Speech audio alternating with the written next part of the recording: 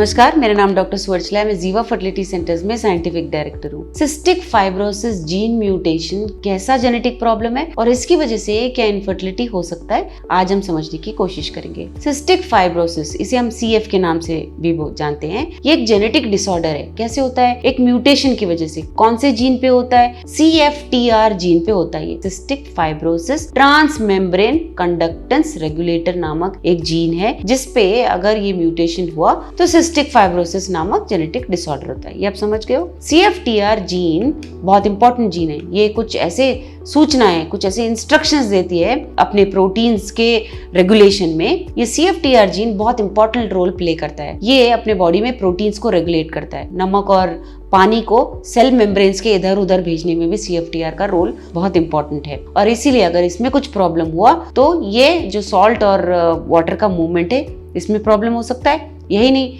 Respiratory digestive systems में problem हो सकता है। और इस जीन में अगर कुछ प्रॉब्लम हुआ तो CFTR प्रोटीन जो है वो मार खा सकता है। ओवरऑल देखा जाए तो कई ऐसे बॉडी पार्ट्स हैं जो इफेक्ट हो सकते हैं CFTR प्रोटीन या CFTR जीन म्यूटेशन की वजह से। जब हम इनफर्टिलिटी की बात करते हैं, CFTR जीन म्यूटेशन अनेक प्रकार से इफेक्ट कर सकता है। सबसे पहला है congenital absence of vast difference. इससे बहुत कॉमनली देखा गया है, इसे CAVD, इस जीन के प्रॉब्लम में CF जीन के म्यूटेशन की वजह से CAVD congenital absence of vast difference देखा जाता है। वास्ट डिफरेंस क्या है? यह एक ऐसा ट्यूब है जो स्पर्म्स को टेस्टिस से बाहर लेके आता है, इजैकुलेट में लेके आता है, यूरेथ्रा और यूरेथ्रा से इजैकुलेट। सो इसीलिए इन पुरुषों में जिनमें CF जीन म्यूटेशन होता है, सिस्टिक फाइब्रोसिस जीन म्यूटेशन होता है, स्पेशली जब दोनों क्रोमोसोम्स में ये प्रॉब्लम होता है, जिसे होमोजाइगस कहते हैं हम। अगर दोनों कॉपी है तो ये रिस्क जो है बहुत ज्यादा होता है। और ये वास्ट डिफरेंस का ना होना, कंजेनिटली ना होना, यानी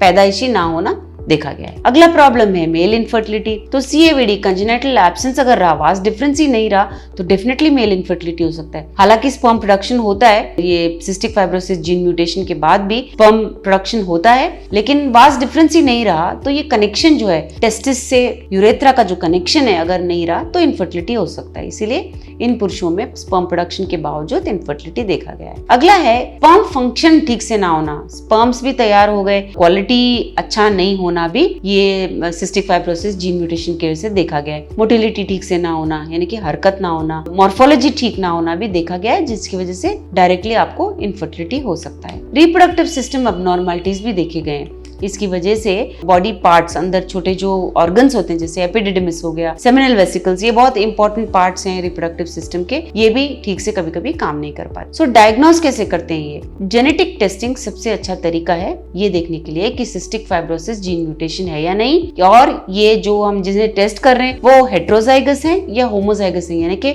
जो क्रोमोसोम ये प्रॉब्लम के साथ दिख रहा है, दोनों क्रोमोसोम्स में प्रॉब्लम है या एक क्रोमोसोम में प्रॉब्लम है, ये देखा जाता है। जो कैरियर्स होते हैं, यानी कि जो दोनों क्रोमोसोम्स में अगर प्रॉब्लम नहीं हो, हेट्रोजाइगस हो, तो ये देखा गया है कि उनको सिम्टम्स तो कुछ नहीं होते, लेकिन ये रिस्क जरूर होता है कि उनके बच्चों को ये प्रॉब्लम हो सकता है। अगला है फर्टिलिटी असेसमेंट। जब सिस्टिक फाइब्रोसिस जीन म्यूटेशन होता है और बच्चे नहीं हो रहे होते हैं और जब वो असेसमेंट के लिए आते हैं, यानी परीक्षा के लिए आते हैं, तो सीमेन एनालिसिस किया जाता है, बहुत सारे रिप्रोडक्टिव फंक्शन टेस्ट किए जाते हैं, जिससे हम ये अनुमान लगा सकते हैं कि ये प्रॉब्लम कितना सीवियर है। और जेनेटिक टेस्ट तो हम करते ही हैं ऐसे लोगों में, तो उसकी वजह से भी हम ये ट्रीटमेंट ऑप्शन आराम से सेलेक्ट कर सकते हैं। ट्रीटमेंट ऑप्शन की अगर बात आए तो ART यानी असिस्टेड रिप्रोडक्टिव टेक्नोलॉजीज नामक बहुत अच्छा टेक्निक है, जहां हम IVF, इन विट्रो फर्टिलाइजेशन या ICSI, इंट्रासाइटोप्लाज्मिक स्पर्म इंजेक्शन करते हैं। इसमें स्पर्म को लिया जाता है और एक एक स्पर्म को एक एक अंडे में डाल के एम्ब्रियो तैयार किया जाता है। तो अगर आप ये सोच रहे हो कि स्पर्म कैसे लेंगे, क्योंकि मैंने आपको बताया कि स्पर्म्स तो बाहर आ ही नहीं रहे, TISA नामक प्रोसीजर द्वारा ये किया जाता है, टेस्टिकुलर एक्सट्रैक्शन ऑफ स्पर्म्स। जैसे मैंने कहा स्पर्म प्रोडक्शन हो रहा है टेस्टिस में, तो ये छोटे से प्रोसीजर द्वारा स्पर्म्स को बाहर निकालकर उसे